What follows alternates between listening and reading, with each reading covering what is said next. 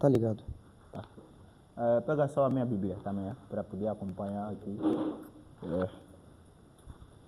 Já? Já deixa no play? Epa.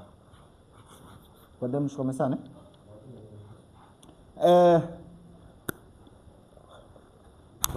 Estou feliz, né? Então, boa tarde, bom dia, boa noite a todos que acompanham o podcast do Momento Chama. Mais uma vez estamos aqui, mais uma vez abrimos o episódio do podcast do Momento Chama, podcast do jovem, podcast 100% cristão, ok? Nós aqui no podcast do Momento Chama, nós trazemos jovens cristãos, obrigado, a Bíblia, né? Trazemos aqui jovens cristãos, jovens que temem a Deus, para partilharem conosco aquilo que eles entendem sobre a vontade de Deus. E como verdade é verdade, consoante as suas abordagens, né, aparecem sempre pessoas que têm um domínio sobre a palavra e querem realmente transmitir e nos ensinar e corrigir certas interpretações sobre a vontade de Deus. Então, esse é mais um episódio para fazermos o que nós temos feito dia após dia, que é transmitir a verdadeira vontade de Deus, a verdadeira mensagem de Deus e ouvir um jovem que sabe e que medita dia após dia sobre a vontade de Deus. Nathaniel Lunato, um grande homem de Deus, não vou estar aqui a adoçar, né? Ele próprio vai se apresentar e vai se apresentar consoante a sua fala, né? Consoante aquilo que ele sabe sobre a vontade de Deus. Não é isso, grande Nathaniel Lunato? Prazer. Prazer, mano. Bem-vindo ao podcast do Momento Chama. Graças a Deus, muito obrigado. Estamos aqui. Bom, para os que não me conhecem, meu nome é Nathaniel Lunati. Certo. Sou servo, sou pastor. Certo. Sou bacharel em teologia. Também estou a me aventurar nas escritas. Daqui a pouco também, se Deus quiser, vamos publicar uma obra sobre os encantamentos familiares. Encantamentos familiares. Certo, porque na igreja, nosso ministério trabalhamos com libertação. Certo. Então, este tema Deus colocou no meu coração para poder estudar, desenvolver, preguei nos seminários. Certo. E agora, daqui a pouco, se Deus quiser, vamos nos aventurar nas escritas. Certo. Minha posição é, sou apologista, arminianista e sou, muita gente não sabe, mas sou preterista parcial. Porque a Bíblia, ou a escatologia, só dizer, tem várias classes de interpretação. Certo. Para interpretar, por exemplo, o livro do Apocalipse, tem várias classes. Para você notar essas classes, você verá a forma, a abordagem do pregador. Certo. A partir da abordagem, aquele que sabe já saberá. Este aqui é um futurista. Esse é um dispensacionalista. Okay. Este é um historicista. E este é um preterista. Preterista. E dentro do preterismo, temos full preteristas, aqueles que acreditam que toda a Bíblia foi cumprida, já não podemos esperar nada.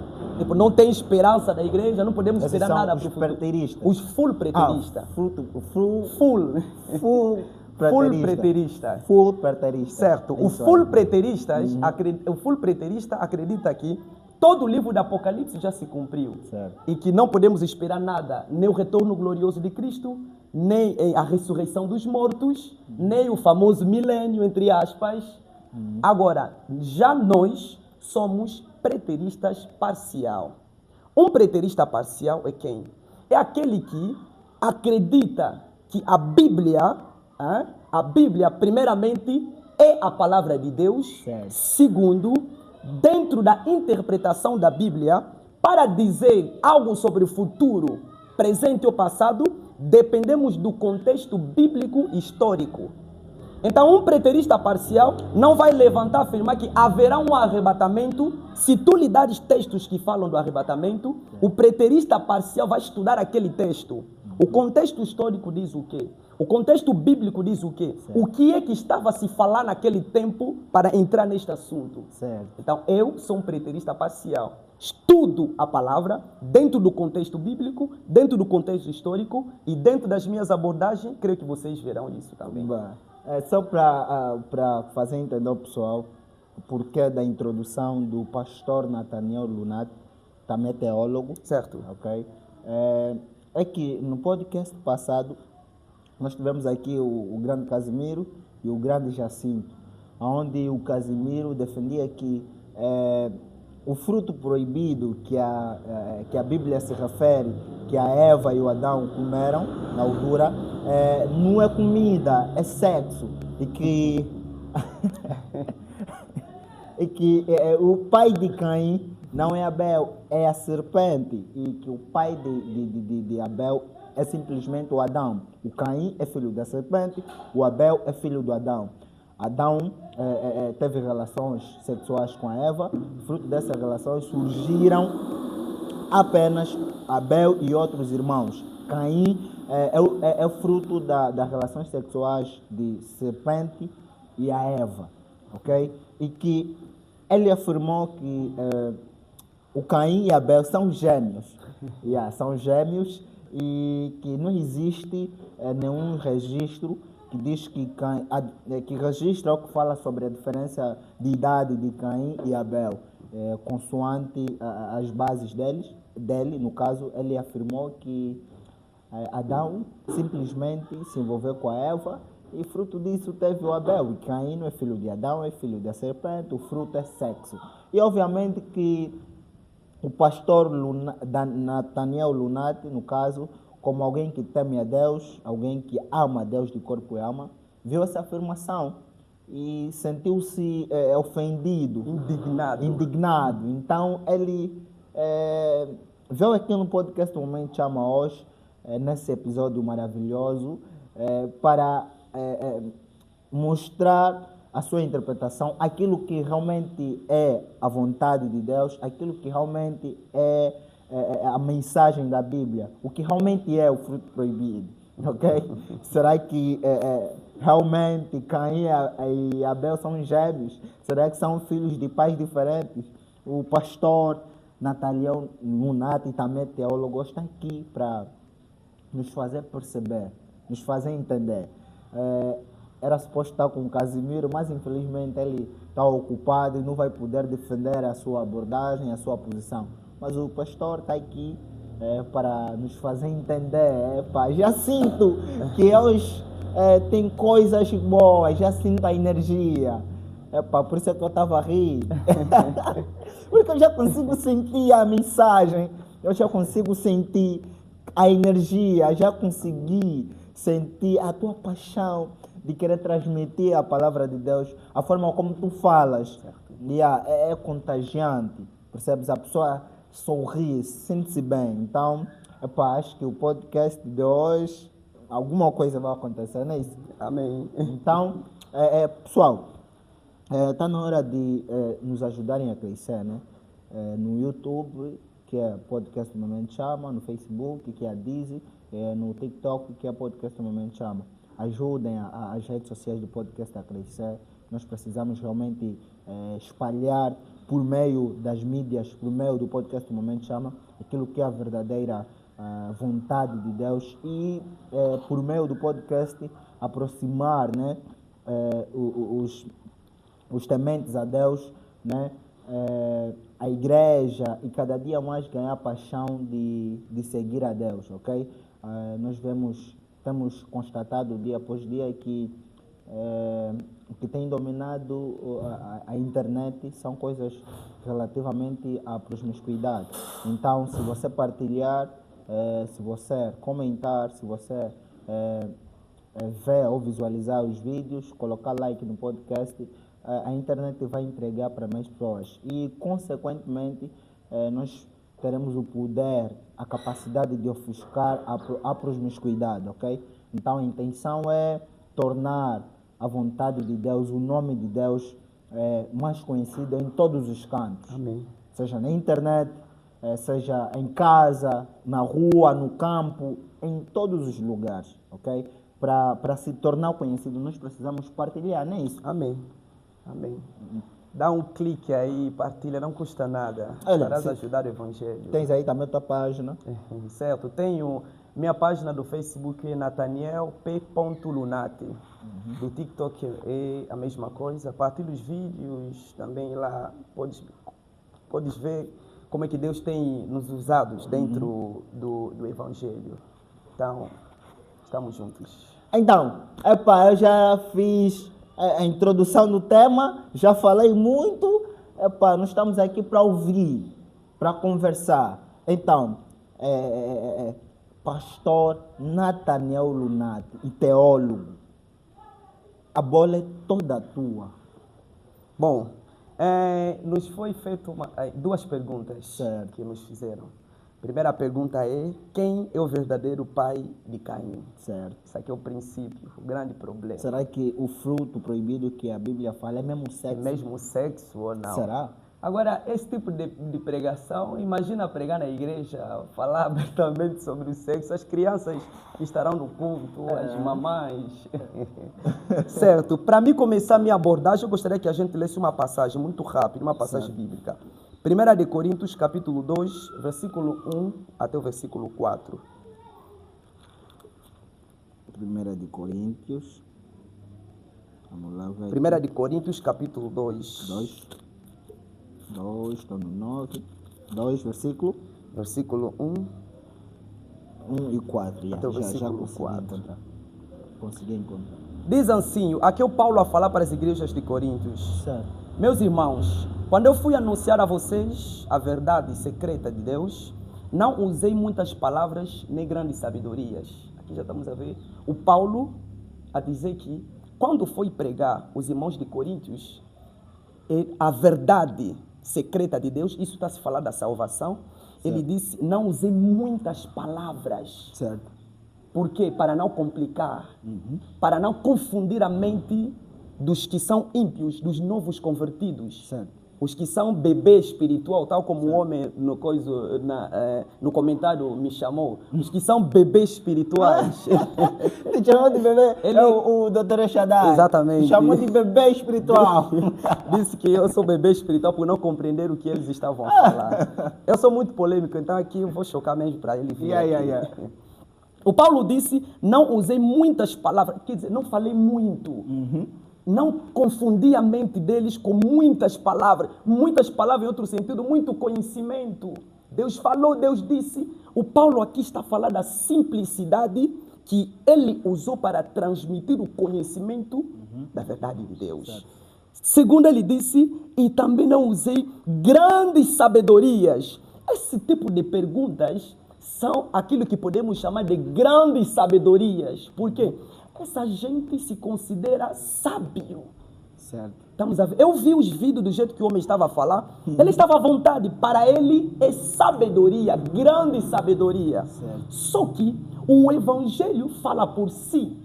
O evangelho não precisa de muitas palavras. O evangelho não precisa de grandes sabedorias. Certo. Se nós voltar até os pais da igreja, se nós voltar aos pregadores antigos, Jimmy Swaggart, Billy Graham, veja a pregação do Billy Graham. O Billy Graham pregava Coríntios, pregava Romanos, arrependa-se dos seus pecados, Jesus te chama, Jesus te espera. São palavras simples. Grande sabedoria são palavras que os homens estão a usar para complicar a simplicidade da verdade. Para a gente saber o que é a verdade, precisamos da simplicidade. Precisamos do que é simples. João Batista comia gafanhotos. Certo. Tomava mel. Usava roupas de pele de animal. Anunciava no deserto. Isto aqui é simplicidade. Certo. É o que Paulo está a dizer aqui. Não usei palavras, muitas palavras, nem palavras de grande sabedoria. Versículo 2. Porque quando estive com vocês, resolvi esquecer tudo. Esquecer o quê? Paulo esqueceu daquilo que ele aprendeu antes. O que Paulo era? Paulo era um estudioso da lei. Certo. Paulo era um dos mestres da lei. Paulo, alguns dizem que ele era um aluno do Gamaliel. Paulo conhecia a lei, então ele disse: eu esqueci tudo o que eu sabia no passado para que eu viesse até vocês com simplicidade. Certo. Se o dono do evangelho disse na cruz apenas tudo está consumado, por que a gente tem que acrescentar mais coisas? Tu achas que ele acrescentou? Isso é acréscimo. O evangelho é um mundo em que a importação é estritamente proibida. Certo. Vou repetir isso. O evangelho é um mundo em que a importação é extremamente proibida. A exportação é aconselhada. Ou seja, no evangelho não existe importação. Você não pode trazer algo de fora para colocar para dentro. Pregai da forma que ele é deixado para nós. Tu achas que ele colocou algo de fora dentro do evangelho? Olha, quando vamos caminhar junto. Certo. Por quê? A pergunta é o seguinte: quem é o verdadeiro pai de Caim? Porque ele defende que a Bíblia foi escrita de forma metafórica. Então Cristo morreu metaforicamente na cruz. Sim, em alguns casos ele defende isso, que foi escrito de forma metafórica e que o fruto proibido não é comida, é sexo, e que o pai de Caim não é Adão, é serpente, é a versão gêmeos. A Bíblia realmente tem figuras de linguagem. Certo. Tem eufemismo, Certo. tem figura de linguagem. Só que essas figuras de linguagens dependem do contexto. Por exemplo, Mateus 24, Jesus usa figuras de linguagem. Verão o Filho do Homem nas nuvens. Mas do que ele falava? Ele falava da vinda do Filho do Homem para julgar Jerusalém. Verão o Filho do Homem nas nuvens. Salmista falou disso. O Senhor voa nas asas de querubim. São figuras de linguagem. Certo. Essas figuras de linguagem dependem do contexto bíblico e histórico. De que está se falar? Se dizemos que toda a Bíblia contém, qual é a expressão que ele disse? Que toda a Bíblia tem que... Foi escrita de forma metafórica. De forma metafórica. Então, toda a Bíblia é uma metáfora. De que adianta falar que Jesus morreu realmente na cruz? Não, é que ele defende alguns casos, né? E esses alguns casos que o pai de Caim, a serpente, que o fruto proibido é o sexo. Veja só. Por que surge essa questão, Adísio? Essa questão surge nas nossas mentes não porque alguém teve uma revelação de algo que a gente não sabia. Por que surge? Por que surge? Não é porque alguém teve uma revelação daquilo que a gente não sabia, mas é porque alguém fez exegese incorreta das Escrituras. Alguém fez o exegese incorreta das Escrituras. Chamai o homem que falou disso, perguntaremos a ele, porque eu vou dar aqui o contexto histórico desta pregação. Não veio dele, não é uma revelação. Não é uma revelação. Não é uma revelação, ele pode confirmar isso. Tu achas que foram pessoas que estão tentando implementar esse tipo de interpretação na Bíblia? Não estão tentando implementar. Implementaram. Isso Implementaram. vem de séculos. É de séculos. Isso vem há muito tempo. Veja só. Quando estamos diante dessas perguntas, é porque alguém ou pessoas pregaram uma doutrina chamada a semente da serpente. Certo. Ele defende que se Caim não é filho da serpente, onde está a semente da serpente? Certo. O título maior de todas as abordagens dele vem desta pregação, certo. A semente da serpente. Certo. Vamos seguir historicamente. Certo. Primeiramente, a primeira pessoa que pregou ou criou essa doutrina, chamamos de doutrina porque virou ensinamento de base para eles. O ensinamento de base. Uma doutrina é um ensinamento de base. Só que esta doutrina é deles, é defendido por eles. Um homem, em 1781, chamado Daniel Parker. Quem era o Daniel Parker? Ele foi um pastor pregador da Igreja Batista que viveu nos Estados Unidos no século XIX. O que aconteceu? O Daniel Parker foi um dos primeiros nos Estados Unidos e no mundo a pregar sobre a semente da serpente. Em 1826, o Daniel Parker, o que Daniel Parker fez? O Daniel Parker foi estudar o Talmud. Ele foi estudar o Talmud babilônico. O que é um Talmud? Só para simplificar para os que são bebês espirituais, certo. Igual a mim, sou bora bebê espiritual. Foi o Xadai que provocou, o Xadai chamou o pastor de bebê espiritual. Ok. o Talmud simplesmente, porque tem vários Talmud, aqui eu vou falar sobre o Talmud babilônico, Certo. onde que ele buscou. O Talmud é a junção de vários textos, de vários textos, de muitos autores. E quando os rabinos, ou os rabínicos, ou os rabinos, como outros podem chamar, pegavam textos de vários escritores, juntavam aqueles textos, chamávamos de Talmud. O que os rabinos faziam? Os rabinos, para explicar aos bebês espirituais, os rabinos eram os mestres religiosos. Certo. Os rabinos eram os mestres religiosos que surgiram depois do exílio da Babilônia.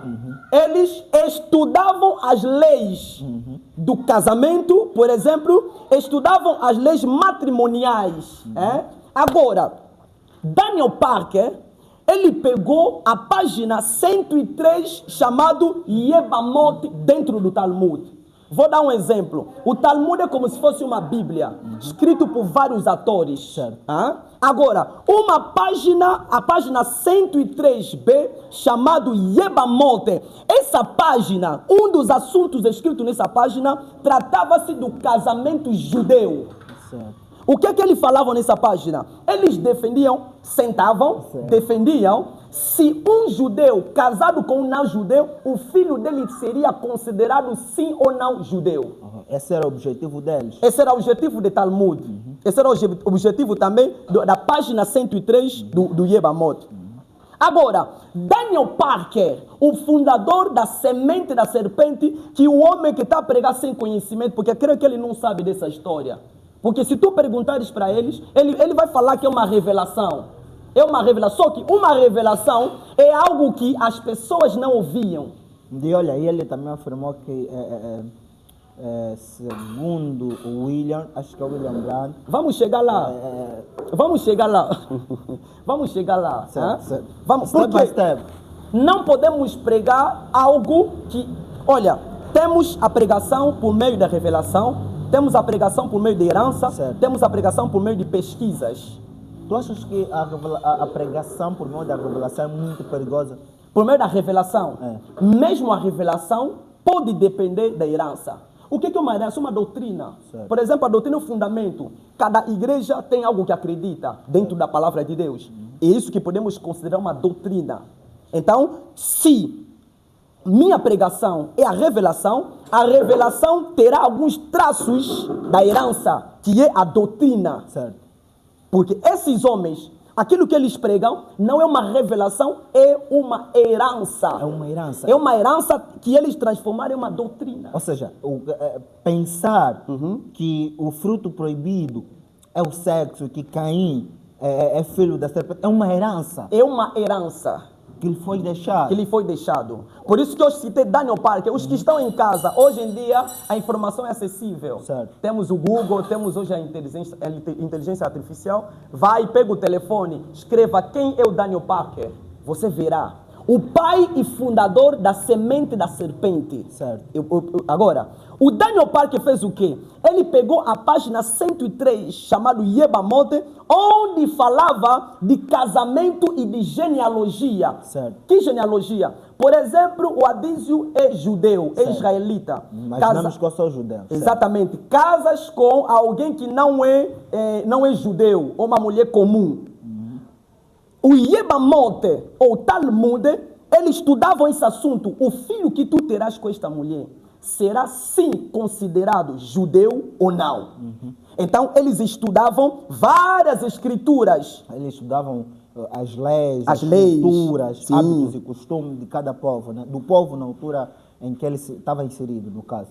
Agora, o Daniel Parker, ele disse assim: se o Talmud já falava das sementes diferentes, então a Bíblia também, em Gênesis capítulo 3, versículo 15, estava a falar de duas sementes diferentes, vindo da mulher para o mundo.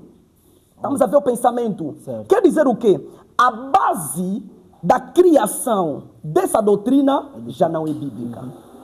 É uma doutrina que foi criada por homens, ou seja, de um livro onde tinha escritura de vários autores. Certo? E a página em que ele tirou essa teoria esse tipo de pensamento, é uma página que falava sobre hábitos e costumes de um povo. Certo. Okay? Não é uma página em que um homem inspirado por Deus escreveu Certo. e falava sobre coisas de Deus. Ou seja, é com base a cultura de um povo que ele criou esse tipo de pensamento. Exatamente. Tipo, ele traz. Só que, veja só qual é o perigo. O próprio Talmud, onde ele interpretou de forma errada aquela ideia, não falava que Caim era filho de Satanás. Oh, não falava? Não falava. A serpente é o Satanás. Oh, meu Deus. Quer dizer que Satanás, se o Caim é filho da serpente, quer dizer que Satanás engravidou a Eva. Veja só ideias geniais. Você pode continuar a tua abordagem. Agora, Yebamote, a página do Yebamote, ele discutia sobre casamento, status judaicos e não tinha nada a ver com a genealogia de Caim. Quer dizer que o Daniel Parker, ele lê Yebamote 103b, ele interpreta da forma errada. Quando eles falam sobre status, quando eles falam sobre casamento, sobre genealogia, ele interpreta dizendo que se o Talmud judeu diz que fala de duas sementes diferentes, então a Bíblia também, em Gênesis capítulo 3, versículo 15, estava a falar de duas sementes que nasceram da Eva para o mundo. O que é duvidoso? O Daniel Parker, ele defendia o quê? O Daniel Parker dizia que aquele que já nasceu da semente de Caim não poderá ser salvo. Em outro termo interpretar, veja só que perigo. Em outro termo interpretar, aquele que é pecador, já é predestinado por Deus a pecar e mesmo que a gente pregar o evangelho nunca será salvo. É isso que o Daniel Parker defendia. Isso é perigoso. Isso é perigoso. Onde fica João capítulo 3, versículo 16 a versículo 17? Deus amou o mundo e enviou seu único filho para que todos aqueles que nele crê não pereçam, mas tenham a vida eterna. Onde fica esta passagem? Quer dizer o quê? Para o Daniel Parker, há pessoas que já são predestinados a ser salvos. E já tem pessoas que são predestinados a ir para o inferno. Certo. O companheiro, né? Que é o grande Casimiro, ele defendia que antes de a Eva se envolver com Adão, ela se envolveu com a serpente, né? Ou seja, ele também disse que enquanto o Adão descansava ou estava a dormir, a serpente acariciou o fruto proibido da Eva, e que o fruto proibido parecia que era o órgão genital. Por exemplo, assim, eu estou com minha mulher, vou dormir, aí a esposa está nos cuios do cuiuião, como diz o Henrique Stress, está nos cuios do cuiuião, dentro do jardim.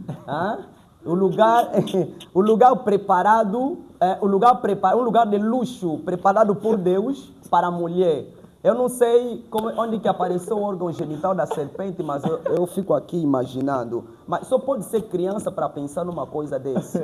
Só pode ser criança. Qual é o perigo de pregar uma herança sem revelação?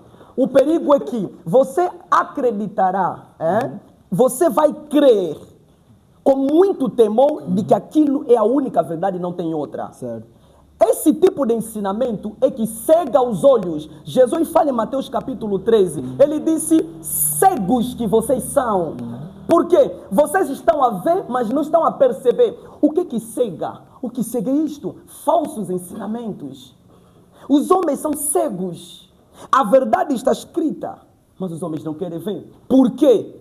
Eles defendem a herança. Eu posso chamá-los de Nabote. Nabote, o que é isso? O Nabote é o homem que defendeu a herança dos seus antepassados, mesmo quando o rei quis lhe dar algo melhor. Isso está na Bíblia. No tempo de Samaria, no reinado de Acabe. O rei chega até Nabote e diz, olha, eu gostei da tua videira, está perto do meu palácio. Nabote, eu estou pronto para pagar algo até maior que isso. Estou pronto para te dar uma plantação muito melhor que essa. Só me ceda o teu terreno para que eu amplie meu palácio e faça um bom jardim. Nabote rejeitou, porque ele disse, essa plantação é a herança dos meus pais. Estes homens que pregam heranças nas escrituras sem revelação são Nabote. E Nabote morreu. Porra, irmão. Tu achas que eles são na boa, são pessoas que pregam herança, coisas que lhe foi ensinada sem revelação. Sem revelação, sem os olhos para poder enxergar a verdade na Bíblia. E tem algumas teses que eles defendem consoante a teoria do William Branham. Olha só, agora, depois do Daniel Parker, em 1958, um pregador americano chamado William Marion Branham, porque o William Marion Branham é o homem que popularizou a doutrina da semente da serpente. Tá vendo? O Daniel Parker pregou, mas o William Marion Branham popularizou. O homem lança um livro chamado The Cult, o culto. Na capa do livro, Adísio, desenharam a imagem do Baphomet. Não sei se tu já ouviu falar do Baphomet. O Baphomet é o símbolo da maçonaria. A imagem de uma cabra com chifres a colocar o dedo. O William Marion Branham, o tal pregador, entre aspas, quando ele insere essa doutrina da semente da serpente, ele lança o livro The Cult. Dentro deste livro, a capa ele coloca a imagem do Baphomet, que mostra a ligação do William Marion Branham com o ocultismo. O William Marion Branham estava ligado. O YouTube está aí. YouTube está. Eu não estou a falar coisas que eu inventei. O livro lutaram para tirar. Um brasileiro, ele disse: eu consegui comprar. Veja só, um pastor que coloca a imagem de Baphomet, um Deus cultuado no ocultismo na capa do seu livro. O que tu queres que as pessoas falem de ti? William Branham estava ligado com o ocultismo. Está na internet. Vamos lá ver. Agora, quando William Marion Branham estuda os textos do Daniel Parker... Mas calma. Tu defendes que o William Marion Branham está ligado com o ocultismo? Tem a ligação com o ocultismo. Consoante o livro que ele publicou. Consoante o livro que ele publicou. O que dizia no livro? O The Cult. Não tivemos oportunidade de ler para comprar. Está muito caro. Está muito caro. Acho que está uns $1.000 e tal. Nós tivemos acesso apenas da capa. Dizem que, por exemplo, tinha um companheiro que estava aqui, ele defende que ele é uma das pessoas que é um dos únicos profetas que Deus enviou, né? Aqui no planeta Terra, é um dos únicos profetas que Deus enviou, ou seja, na nossa era. É o único. Ele vai falar de Apocalipse 3, vai falar de Laodiceia. Ele tem que estar aqui. Eu conheço essas doutrinas todas. Como é que ele vai defender? Ele vai falar da Laodiceia. Estamos na última era da igreja. É que ele vai falar. E segundo, vai usar Malaquias 4:5, dizendo que o William Marion Branham é Elias, o profeta que tem que vir. Só que Jesus, em Mateus 11, já nos confirma que João Batista era o Elias, o profeta. William Marion Branham nem é um profeta da nova era. O William Marion Branham, eu posso considerá-lo um pastor, um curandeiro, um termo prático. Um curandeiro no sentido de um operador de milagres. Estamos a perceber? Certo. Um operador de milagre. Quando alguém já vive na falsidade desde o princípio, mesmo depois da sua morte, se ele deixar um legado, haverá influência da falsidade que ele ensinava. Hoje, algumas igrejas no Congo Brazzaville, mesmo no exterior, ele cultuam William Marion Branham como se fosse um Deus. Que ele é o Jesus, que ele é o Salvador. Cultuam, adoram William Marion Branham. Eu tenho um amigo que vai deixar de falar comigo depois disso. Mas é a verdade. Porque ele é um branhamista, como eles são chamados. Chamam? Branhamistas. Branhamistas. Certo. Esse tipo de doutrina é errado, vai contra a vontade de Deus. Vai contra a vontade, porque atualmente, agora é que são divididos, mas atualmente para alguns tradicionais, William Marion Branham é cultuado. Você verá todo branhamista, tem foto do William Marion Branham na casa dele. Mesmo o homem que estava aqui a falar das porcarias, desculpem a expressão, se ele é branhamista verdadeiro, vai na casa dele. Tu vais encontrar duas coisas. Primeiro, vais encontrar a imagem do William Marion Branham com uma pequena sombra na cabeça que eles afirmam sendo a nuvem do Senhor que desceu sobre ele. Mas que nuvem? O Senhor vai ser capturado numa foto para você transformar isso numa idolatria. Segunda coisa, tu verás fotografia, não sei que branco é esse, acho que é aquele branco que fez filme de Jesus na nossa infância, acho que é 1900 e tal. Eles têm imagem de um branco com véu, com barba, que eles dizem que é fotografia de Jesus. Foi fotografado, não sei, no tempo que Cristo veio, essas câmeras, havia satélite como nos enganavam quando éramos crianças. Eles têm foto de Jesus? Tem foto, eles podem confirmar isso. Eles têm foto do homem que dizem que é Jesus? Dizem que é Jesus. Eles colocam essas fotos nos carros, eles colocam nas casas, na igreja, tu entras lá, vais ver a foto. Afirmam que esta foto passou no laboratório e que foi provado que não foi inventado ou criado por um designer, de que é o próprio Jesus. Como assim a foto passou no laboratório e afirmam que é Jesus? Eles dizem isso. Então, manos, Jesus voltou, para eles Cristo já voltou e estamos no tempo da grande tribulação. Para eles, tipo assim, Deus achou graça neles, não, vocês são bons demais, eu vou conceder a imagem do meu filho para que vocês sejam o único a conhecer o rosto do filho, já o resto do mundo não.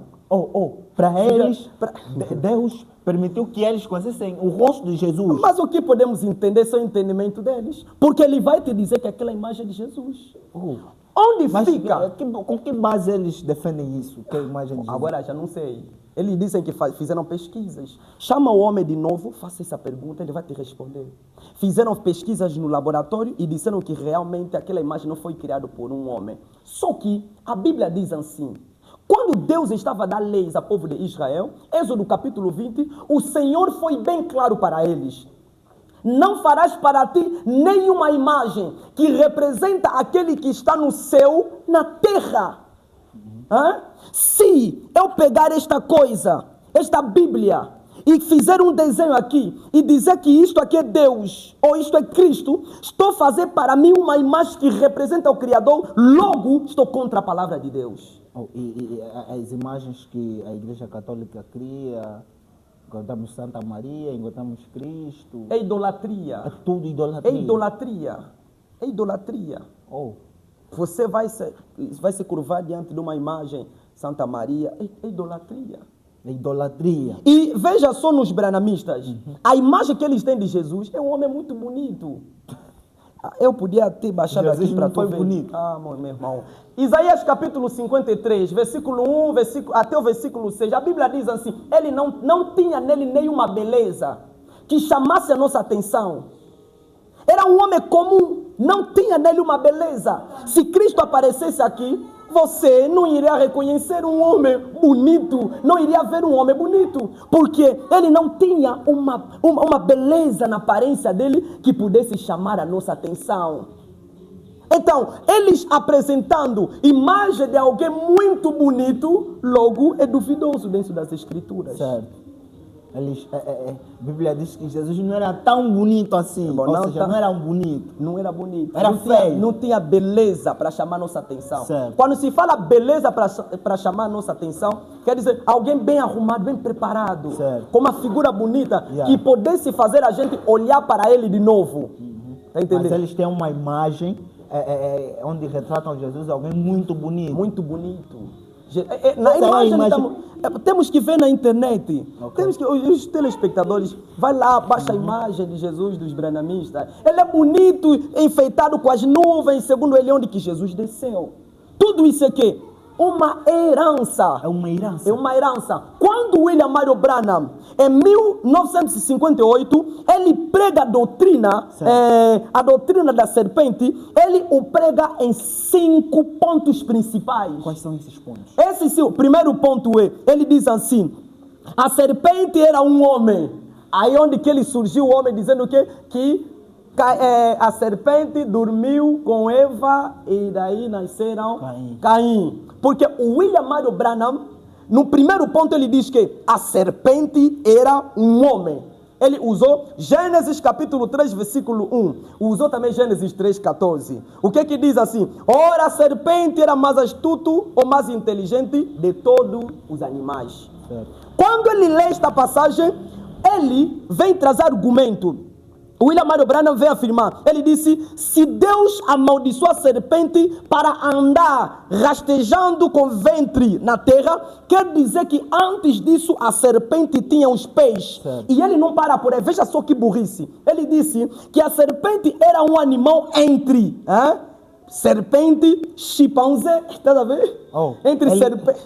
Dizia isso. Olha, eu estou a pregar o bem, até melhor que o homem que estava aqui, porque ele não tem mesmo base. Eu conheço a doutrina dele mais do que ele próprio. Certo. Porque ele estava falando assim, em cima, sem entrar na profundeza.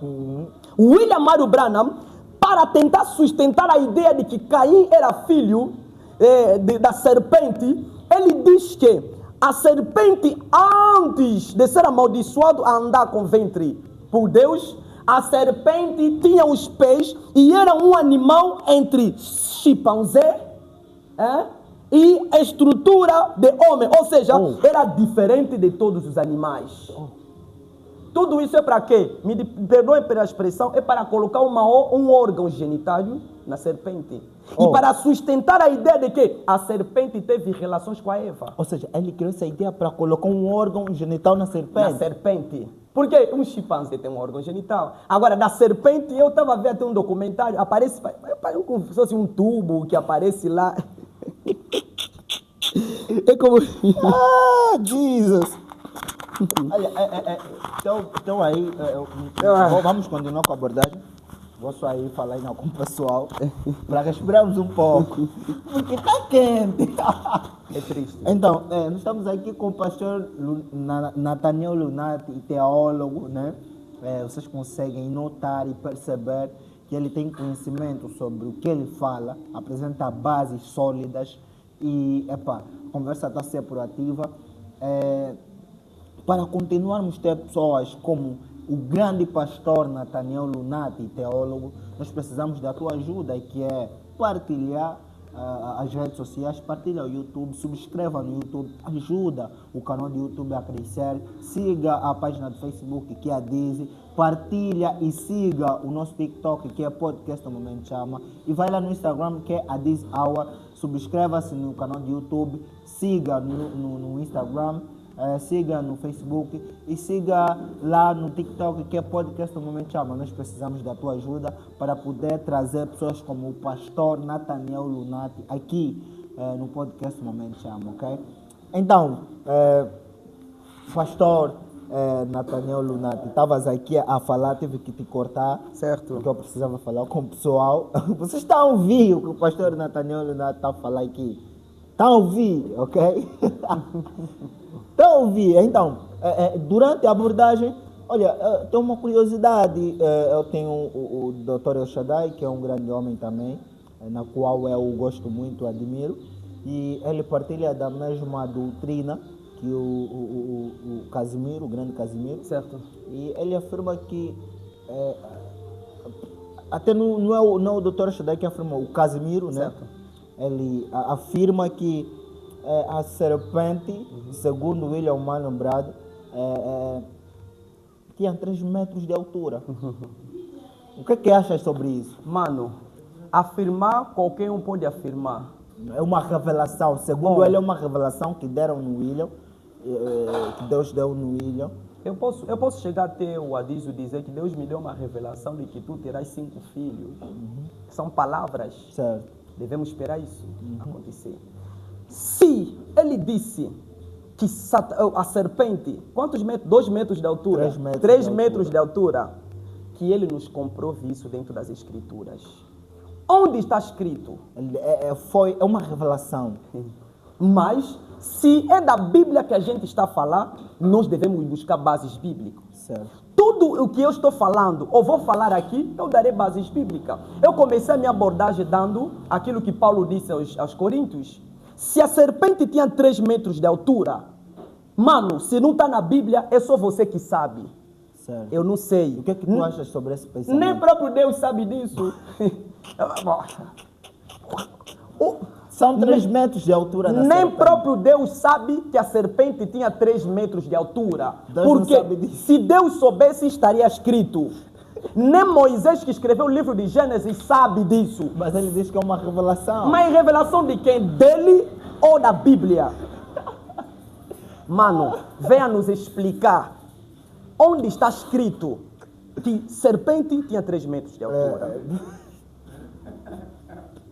Não, ele defende que foi uma revelação que deram no profeta William. É isso que eu disse. É uma herança. Logo, uma herança já não é uma revelação.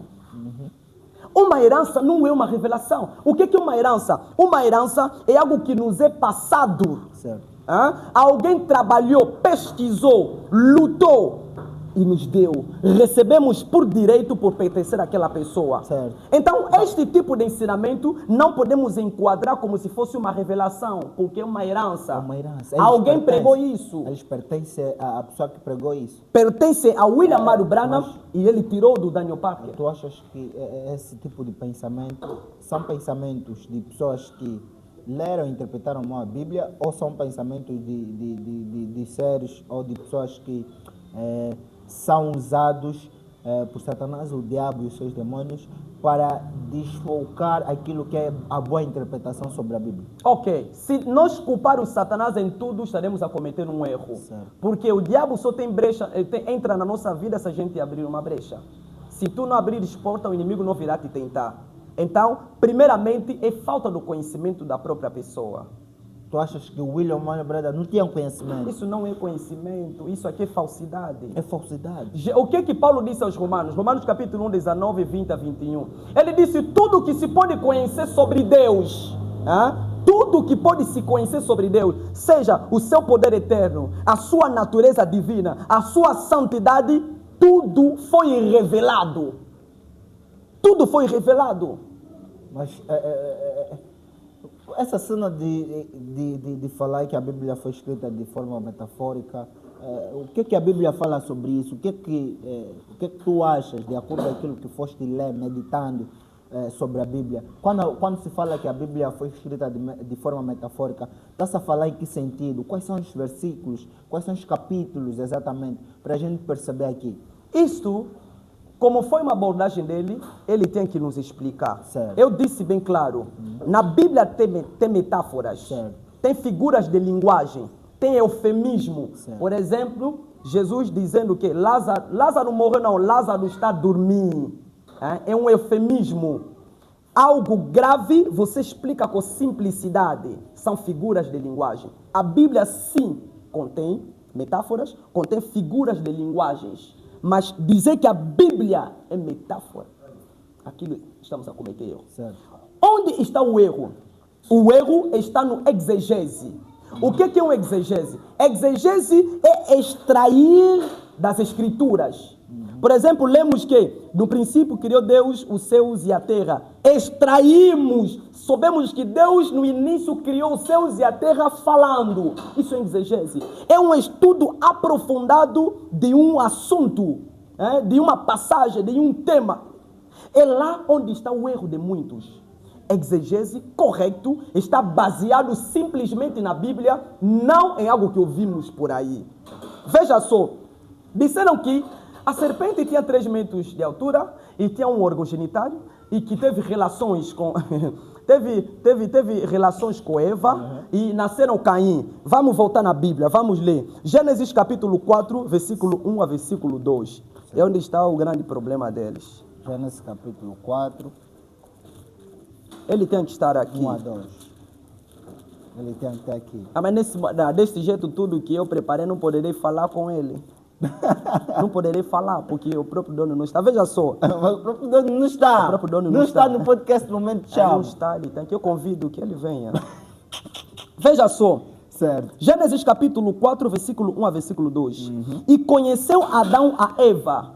Diz, eu vou te dizer uma coisa. Se tem um pregador que está a pregar com a Bíblia fechada, não ouve a mensagem dele. Certo.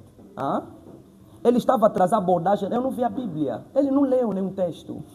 O que ele estava a falar é símbolo de que não estava na Bíblia. Certo. Veja o que a Bíblia diz. E conheceu Adão a Eva. Veja só, essa expressão, conhecer, conhecer em hebraico chama-se Yadá. Yadá, ele indica união sexual. Certo. Então, interpretando aqui, Adão teve relações sexuais com sua mulher Eva. Ela concedeu e teve um filho que lhe chamaram de Caim. Certo. Cadê? Onde está a dificuldade aqui? Onde está a dificuldade de entender? Veja só. Se Caim é filho da serpente, que chamamos diabo Satanás, a Eva não teria abençoado o Senhor por ter concebido Caim. Veja o que a Eva disse. Quando teve Caim, a Eva disse: alcancei do Senhor um varão. Isto é Bíblia. Quando Adão e Eva tiveram Caim, Eva glorifica ao Senhor. Não sei se aí também está assim. Versículo 2, capítulo 4, versículo 2, Gênesis. Aqui está. Mais tarde deu novamente a luz e teve Abel. Não, 2. Capítulo 2. Não, veja capítulo 4, versículo 1. Olhei no versículo 1. O versículo 1 é aquilo que disseste certo. Sobre se conhecer, tiveram relações sexuais. Continua lá, o ponto é o segundo ponto. Só o versículo 1. O 2 explica que... Aí já é o nascimento de Adão. Só o versículo, leia só o versículo 1. Sim. Adão teve relações sexuais com Eva, sua esposa, e ficou grávida. Quando deu à luz a Caim, ela disse, tive um menino com a ajuda de Jeová. Veja só, a própria Eva, a mãe da criança que hoje nós estamos a martirizar aqui, é como se a gente tratasse Eva neste momento de uma prostituta. Você teve um homem, tiveste relações com outro homem. É assim, ou essa seja, é a perspectiva. Se Caim fosse filho da serpente, a Eva não poderia glorificar Deus. Exatamente. Nós, quando recebemos alguma dádiva, um presente, agradecemos a pessoa que nos deu. Quando Ana teve a notícia do sacrificador Elias, que podia ter um filho, o capítulo 2, a Ana começa a glorificar o Senhor. Por quê? Porque disseram que do seu ventre nascerá um menino.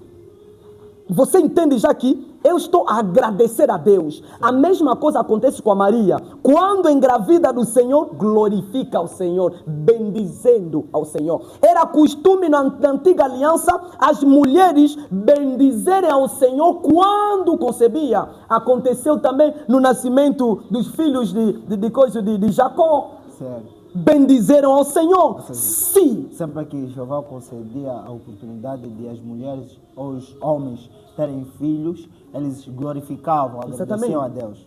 É um sinal de que aquilo que eu tenho veio de Deus. Certo. Na tua versão até está mais fácil de compreender. Certo. Teve relações. Agora, mostrai-nos na Bíblia onde disse que Caim é filho da serpente. Porque aqui está muito claro. Ele aí questiona sobre a questão, onde é que está a serpente? Se Caim é filho da serpente, onde é que está a semente da serpente? Onde está a semente? O descendente da serpente. Vamos voltar a essa grande... É muito simples. Certo. Vamos voltar. A passagem onde que ele se baseia está em Gênesis mesmo, capítulo 3, versículo 15. Vamos ler junto, para os irmãos não dizerem que o pastor Natanael está a acrescentar. Certo. O versículo 15.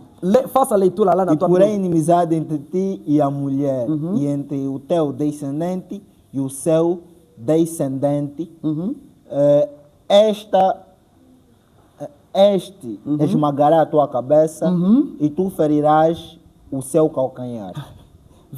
Veja só. Primeiro, ele disse a mulher, colocarei inimizade entre a tua semente e a semente da serpente. Certo. Estamos a perceber? A tua semente e a semente da serpente. Certo. Se Caim nasceu da Eva, mas como é que ele é descartado aqui neste versículo? Meu filho é minha semente, é minha descendência. Como é que vão colocar mais contra o próprio filho? Se essa descendência que está a se falar aqui trata-se de Caim.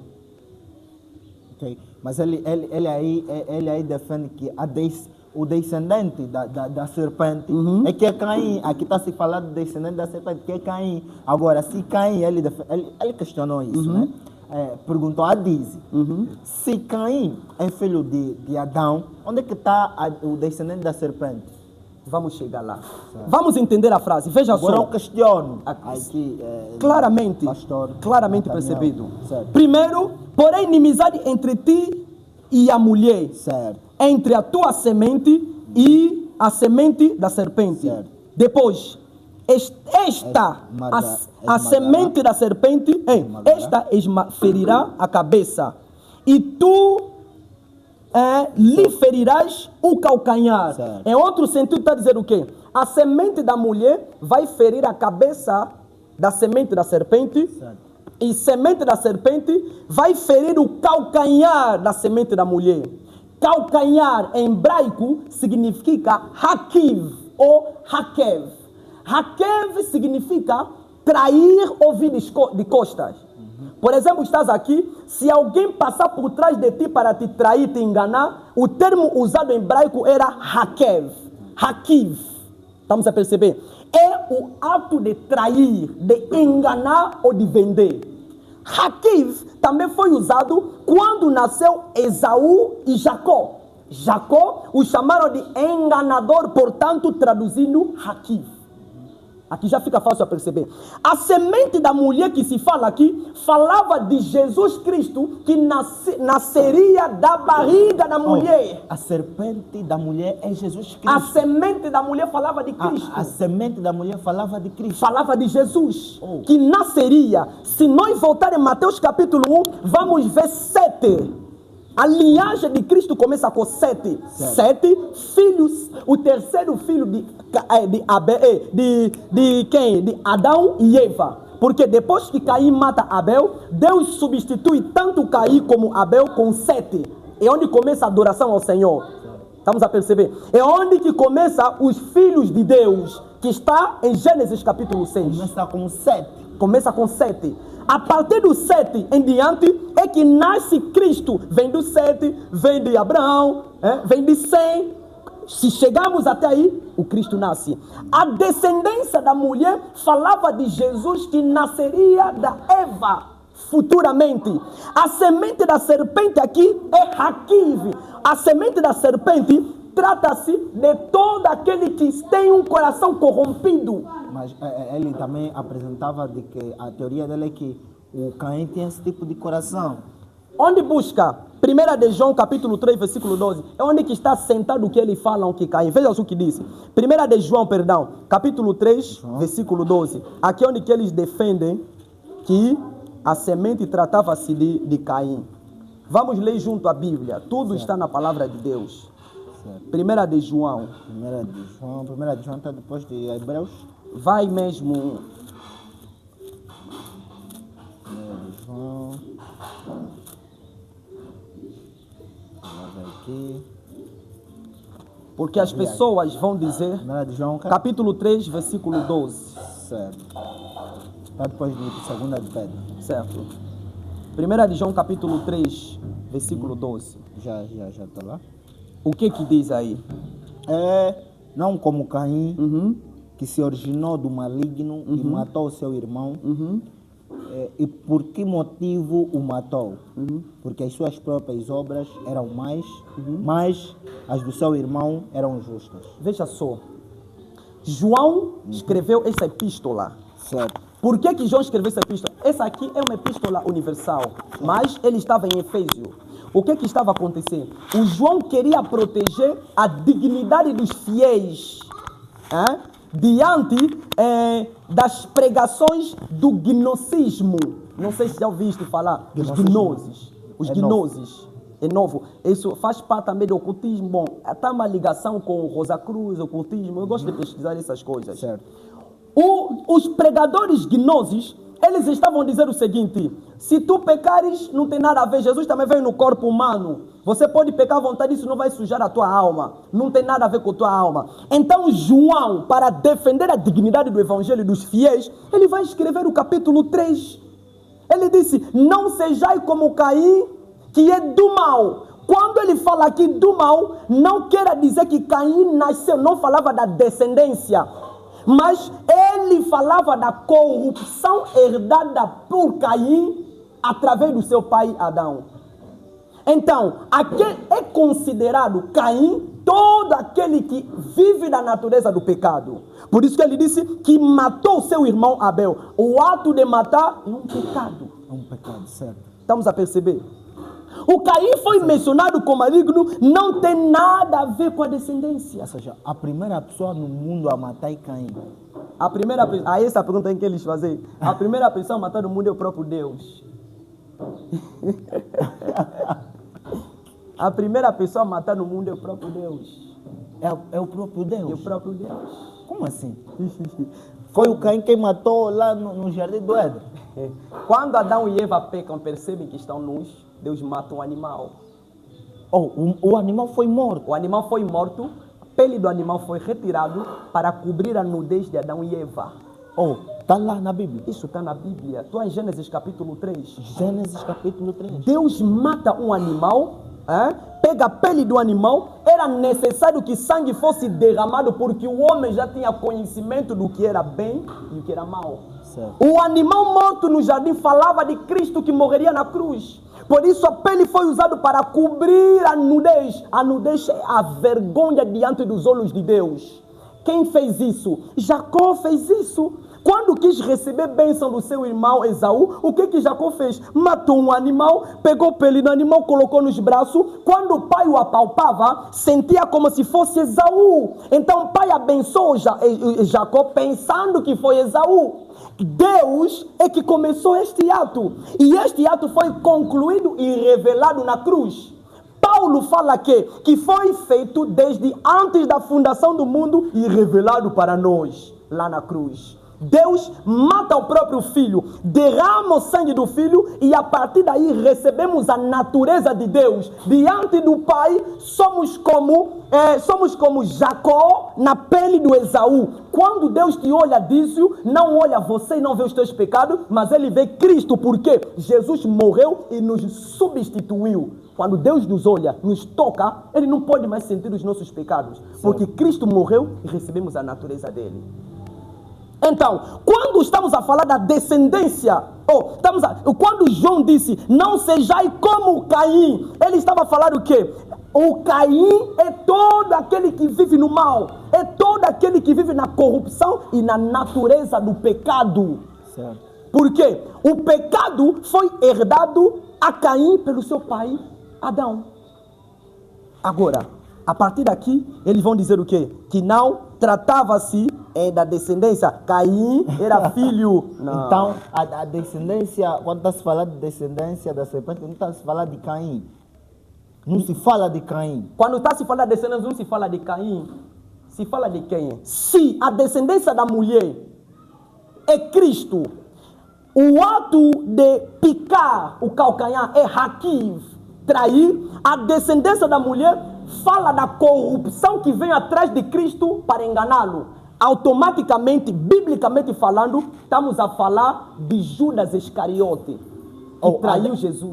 Calma, deixa eu ver se percebi. A descendência da mulher é Jesus Cristo. Certo. A descendência da serpente, todo aquele que está debaixo da corrupção do pecado, tal como Judas foi usado pelo maligno para trair Jesus. Então aqui estava a dizer o quê? Da mulher nascerá um ser que esmagará aquele que ajudou o pecado a ser introduzido no mundo. Certo. E do Satanás que ajudou o pecado a ser introduzido no mundo, não nascerá biologicamente, mas herdará a rebeldia, a corrupção. Certo. Um daqueles que estará perto de Cristo para poder traí-lo, enganá-lo. Por isso é que a expressão quando é está-se a Hakim. falar a semente da serpente, está-se a falar o coração corrompido. O coração corrompido, a corrupção. A forma como as pessoas poderão lidar com as coisas, é isso? Talvez, para me perceber, vamos ler uma outra passagem. Certo. Mateus capítulo 16. Tudo está na Bíblia. 16, 17. Jesus já falava disso há muito tempo. Mateus 16? 16, 17. Já estamos aqui. Tudo está na Bíblia. Mateus capítulo 16, versículo 17 até o versículo 23. Veja só. E Jesus respondendo, disse-lhe, bem-aventurado és tu, Simão, Bar-Jonas, é outro termo, porque não foi carne e sangue quem te revelou, mas foi o meu Pai. Aí tá assim? Jesus disse-lhe então, feliz és tu, Simão, filho de Jonas, porque isso não te foi revelado por homens, mas pelo meu Pai que está nos céus. Veja só, vamos ao versículo 23 para ser mais rápido. Certo. Veja só o versículo 23. O versículo 22, Pedro vem aconselhar Jesus. Pedro vem aconselhar Jesus, dizendo, mestre, quando Jesus falava da sua morte, Pedro veio, mestre, não fala que vais morrer. Não está bom. Não fala que tu vais partir. Não são palavras que tu tens que usar. versículo 23, quando Pedro vem falar isso a Jesus, ele, porém, voltando-se, disse a Pedro, Jesus disse a Pedro, para trás de mim, Satanás. Está vendo? Que me serve de escândalo, porque não compreendes as coisas que são de Deus, mas só as que são dos homens. Veja só, Adísio. Jesus, neste trecho, chama Pedro de Satanás. Vamos dizer que Pedro também é filho de Satanás? Não. Quando ele diz que Pedro é Satanás, quer dizer que naquele momento Pedro estava a ser usado. Pedro estava a ser usado, foi corrompido. O diabo quis usar Pedro, porque Jesus diz uma outra coisa: o inimigo estava de olho em ti, mas eu intercedi por ti. Quer dizer o quê? Seria Pedro atrair Jesus, mas Jesus intercedeu por ele. Agora, aqui, o inimigo quis tentar de novo fazer o Pedro levar Jesus a desistir do ato da cruz. Então, Jesus aqui identifica o problema. Não era o Pedro, mas era uma possessão ou um encantamento, assim dizer. Então, sai, apartai de mim, Satanás. Jesus fala. Agora, aqui vamos perguntar, Pedro também é filho do maligno? Vamos outra passagem, Adísio. É Bíblia aqui. É Bíblia. Vamos noutra passagem. Mateus 23, versículo 33. Estamos mesmo em Mateus. Versículo 33, certo? Já estou lá. Vamos lá ver. Do mesmo modo, né? Quando virem todas estas coisas... Não, Mateus 23, 33. Já estava a ler 24, 33. Vamos lá. Serpentes. Veja só, aqui Jesus vai falar com os fariseus. Serpentes. Não brinca com a Bíblia. Descendência de víbora. Como é que fugirão do julgamento da Gina? Veja só. Jesus está a chamar os fariseus, os rabinos é outro termo, está a chamar os fariseus de serpentes, raças de víboras. Certo. Porque é chamado do filho do diabo todo aquele que pratica o mal, todo aquele que pratica o pecado. Jesus está a confirmar isso. Então, quando a Bíblia diz que haverá inimizade entre teu descendente e o descendente da mulher, está a dizer que haverá inimizade entre os que praticam o mal e os que vão seguir a Jesus, que é o descendente da mulher. Se a gente dizer aqui que é uma inimizade literal, então nós e os pecadores não podemos comunhar. Mas quando está se falando de inimizade, está se falando de quê? Uma separação. Uma separação. É a mesma expressão que é usada em Deuteronômio, capítulo 32, versículo 8. Certo. Quando Deus fala através de Moisés, eu escolhi o povo de Israel, mas coloquei fronteiras entre a nação de Israel e outras nações e dei seus deuses a eles. Essa fronteira não é que os estrangeiros não podiam vir entre os israelitas, não. Não é que não podiam entrar, não. Essa fronteira era no conhecimento da lei. A lei era o conhecimento de quem é o único e verdadeiro Deus que os israelitas tinham. Então, a fronteira, a separação é o conhecimento de Deus. Certo. Se eu sei que aqui você pode morrer e não te falar, estamos separados. Eu vou fugir, você vai morrer. Certo. A separação é no conhecimento, nos atos. Certo. Não vivai como aqueles que são do mundo, aqueles que são perdidos. João disse, o Filho de Deus não continua pecando. Quem continua pecando é do mundo, é do pecado. Esta separação, esta inimizade, entre aspas, que eu posso dizer, é o conhecimento de Deus, da sua vontade e o temor ao Senhor. Ok, quando a Bíblia vem dizer que a inimizade entre a descendente da mulher e da serpente, está a falar de conhecimento de Deus. Os que são da mulher são os que nasceram de Cristo, assim eu posso dizer, são aqueles que têm conhecimento de Deus e temor ao Senhor. Vê-se isso aonde? Gênesis capítulo 6, versículo 1. É outra passagem que os homens lá usam. O que é que diz? Os filhos de Deus e os filhos, os filhos de Deus e os filhos dos homens. Quem eram os filhos de Deus? A partir do 7 já havia adoração ao Senhor. Quer dizer, se tem adoração é porque tem temor ao Senhor.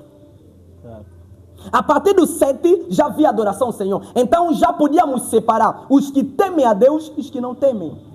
Gênesis 6 está se falar, os filhos de Deus são os que temem ao Senhor, os que andam nos seus caminhos. Os que são filhos do mundo, da terra, ou os não filhos de Deus, são aqueles que não conhecem quem Deus, não conhecem por quê? Porque não querem dar glória ao Senhor da forma que Ele merece. Certo, certo. Olha, é muita coisa que o pastor Linato tem para falar. Ele tem que estar aqui. Tem que estar aqui, então. Já batemos a nossa hora de gravação. Tem assim, uns toques para fechar. Algumas, porque é mesmo muita coisa, assim.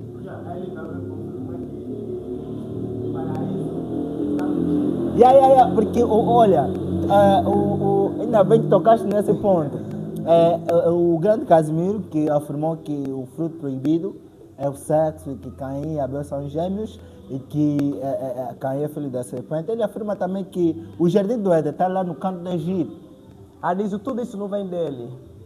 Já teve pessoas que afirmaram que está no Iraque, que Jardim do Éden estava no Iraque, por causa dos rios, Eufrates, esses rios lá. E também ele confirma isso com bases, está lá na internet. Mas um pregador que o conhecimento dele vem da internet, mano, prova-nos da Bíblia. Certo. Como é que Jesus conseguiu vencer diabo ou Satanás em Mateus 4, versículo 1 no deserto? Quando o inimigo falou, Jesus também falou. Curva-se a mim, e eu te darei todos esses reinos. Pega esta pedra, transforma-o em pão. Jesus disse, está escrito. É com palavra que a gente convence. É com palavra que a gente mostra que então, é verdade ou não. Ele não poderia apresentar conteúdos do Google. Não tem que não bases bíblicas de que a Jardim do Éden está lá no Egito. Não pode. A própria Bíblia diz, em capítulo 3 de Gênesis, que depois que Adão e Eva foram expulsos, o jardim foi selado. Selado significa o quê? Fechado. Proibido do homem entrar. Não se vê mais. Certo. A localização ninguém sabe. E não é nosso trabalho procurar a localização do Jardim do Éden, porque o jardim já vem entre nós. Certo.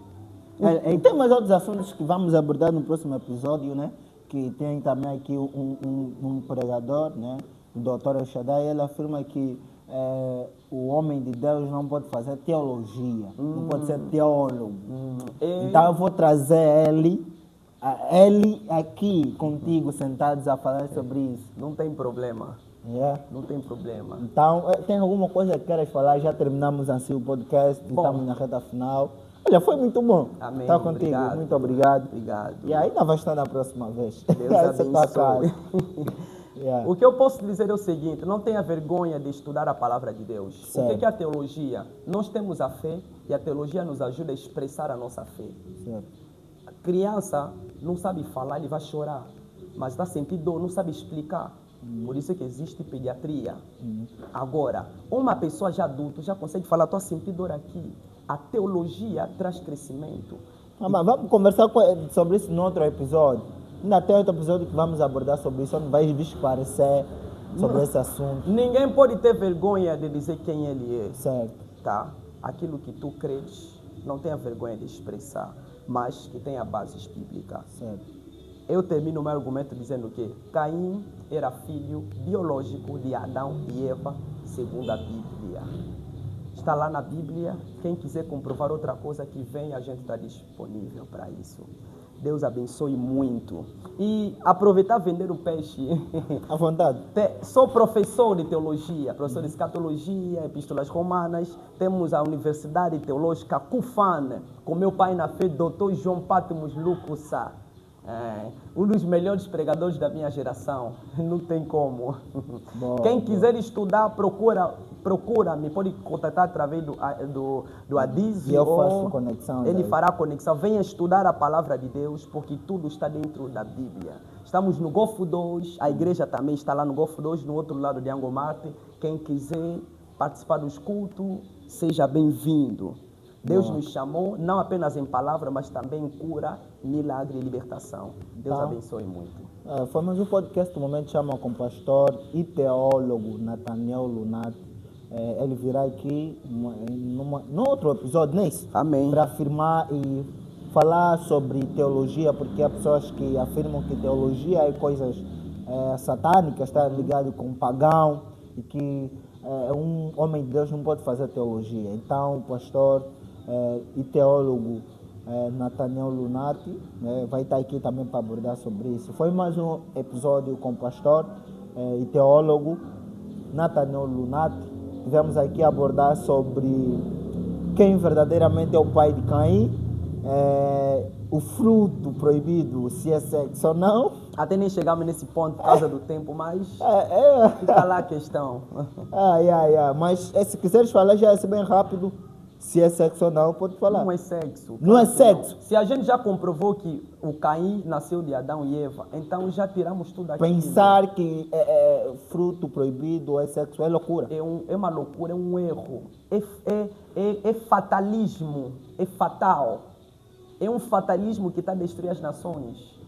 Que está a destruir a igreja. Não é sexo. A Bíblia chama de fruto. Por que chamou de fruto? Por que Deus colocou conhecimento do bem e do mal dentro de uma fruta? Deus é Deus grande, insuportável, inigualável. Se Deus pegar as coisas que Ele imagina ou faz, trazer na dimensão dele, ninguém conseguirá ver nem resistir. O ato de trazer o conhecimento do bem e do mal na forma de fruta era Deus simplificar ao homem e trazer aquilo que é visível que eles conheciam. Estamos a ver? Trazer na forma de fruta, a boca espiritualmente é a mesma coisa que ouvidos. O ato de comer é a mesma coisa que ouvir. Quer dizer, quando comeram, adquiriram, é a mesma coisa que ouvir, adquiriram o conhecimento do bem e do mal e naquele momento, mentalmente, tanto Adão como Eva se tornaram juízes da sua própria mente. Certo. Então, pensar que o fruto proibido é o sexo é uma loucura. É uma loucura, não tem nada a ver. Não tocou, serpente não tocou na Eva. Não acariciou no fruto proibido. Não disse lá que persuadiu. Não acariciou enquanto Adão dormia. Tem mais passagens, só por causa de tempo, com mais... mas também como estarás com ele aqui, não vou agendar, vamos aí conversar no off e vamos fazer a gravação. Pode ser, né? Amém, muito obrigado. Então fechamos mais um episódio do podcast Momento Chama. Obrigado a todos, bora seguir a página e comentar, partilhar e subscreverem-se, por favor. Estamos juntos e tchau.